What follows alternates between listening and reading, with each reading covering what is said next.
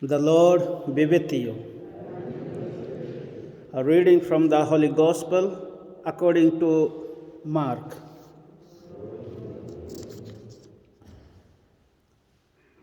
The Spirit drove Jesus out into the wilderness, and he remained there for 40 days and was tempted by Satan. He was with the wild beasts, and the angels looked after him. After John had been arrested, Jesus went into Galilee.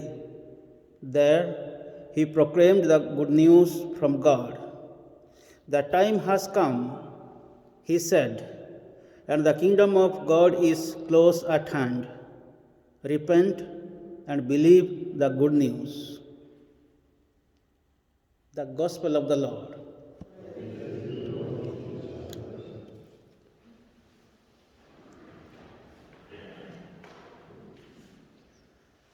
As we celebrate the first Sunday of the Advent, the Lent, soon after the baptism of Jesus, Jesus was led by the Spirit and he went to the wilderness where he was tempted by the Satan. So we find in today's Gospel the temptation of Jesus. According to the Gospel of St. Mark, it is a short Gospel also. With regard to temptation, he is not writing like St. Luke. In Luke's Gospel, chapter 4, you will find there are 3 types of temptations. But in Mark's Gospel, we don't find the 3 types of temptations, but he was tempted by the Satan. And he was with a wild beast. And the angels of the Lord looked after him. So, what is most important in today's Gospel is that Jesus, being God, Jesus being a man, he was tempted while he was praying in the desert for 40 days. 40 days also signifying the 40 years of the Israelites wandering in the desert. The Israelites suffered 40 years in the desert. They experienced lack of food, drink, and the real necessary things. So in the desert, they were looked after by God. Only with God's providence, they survived. It is not that they had got enough of food or clothing or a house, but with God's providence, a providential care, they survived. So in today's Gospel, we find the angels looked after him 40 days, although he was tempted by Satan. So this is what God can help us in our lives, as God helped Jesus, sending angels to look after Jesus. In the same way, God can also help us in our lives, in our temptations. In the temptation, Jesus was not led by the Satan, but he was led by the Holy Spirit. So the Spirit gave him power and strength to fight against the Satan. So what is here in the temptation? The battle between the evil forces against Jesus. So the Satan is always present. The evil forces are there always. So there is a battle is going on between good and evil, between God and the Satan. But at the end, what is happening? The Satan is defeated. The evil forces are defeated by the power of God. So what is most important for in our life is we must do God's will, God's plan. As the Satan gave Jesus the stone, he said, take this stone and turn into bread and eat. Now you are hungry. Naturally, a hungry person needs food. So Jesus was hungry to eat food. He was thirsty to drink. He could have made miracles, but why did he not make miracle, the stones into bread? The reason here is the desires we have, the satanic evil thoughts we have.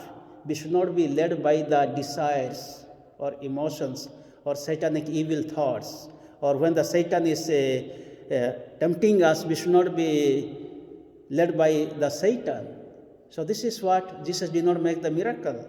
He could have, and he did not also listen to Satan's advice, because he wants to listen to God's voice. He wants to do God's will, God's plan.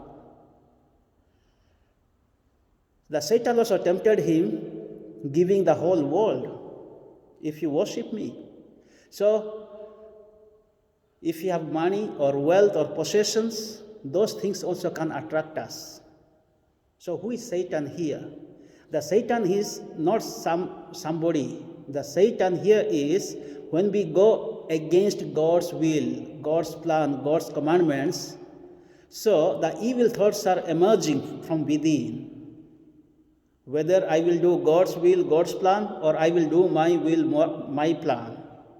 So this is what Jesus was experiencing as he was praying 40 days in the desert, that he wanted to make miracle, stone into bread. He wanted to jump from the mountain to the bottom of the hill, so that the angels of the Lord can lift him up.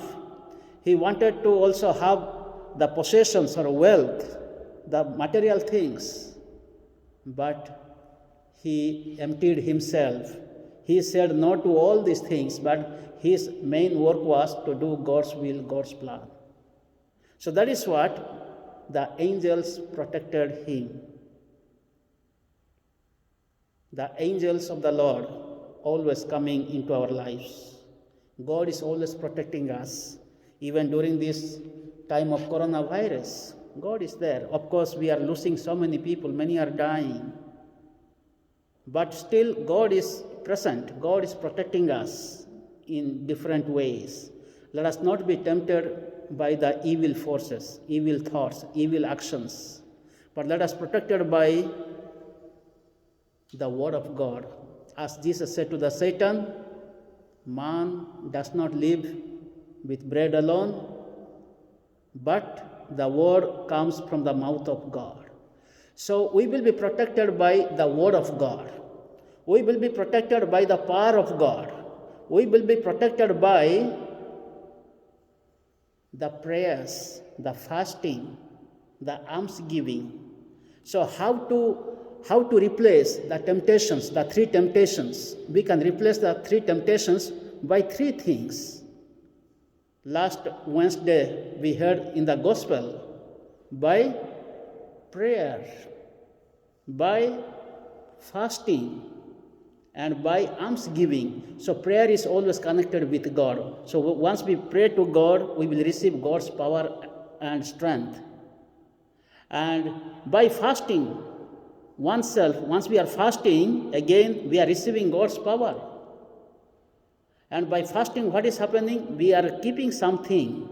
We are not eating. We are foregoing something. We are abstaining from something. So we keep those things, then we give to the poor or needy. Then the third thing is almsgiving. So by fasting, we are keeping something, we are sacrificing something, then we are giving to the poor and needy. So in this way, we can overcome the temptations in our life. During this time of 40 days of our preparation, let us keep in mind God is always with us. By baptism, we have received the Spirit. The Spirit is fighting against the evil forces always, as we heard in today's second reading from the letter of St. Peter. And in the first reading, God made covenant with Noah. The first Adam failed to keep up God's command. So God made new Adam in the life, making Noah as the new Adam. He made covenant means, I am with you always. I will not destroy you anymore.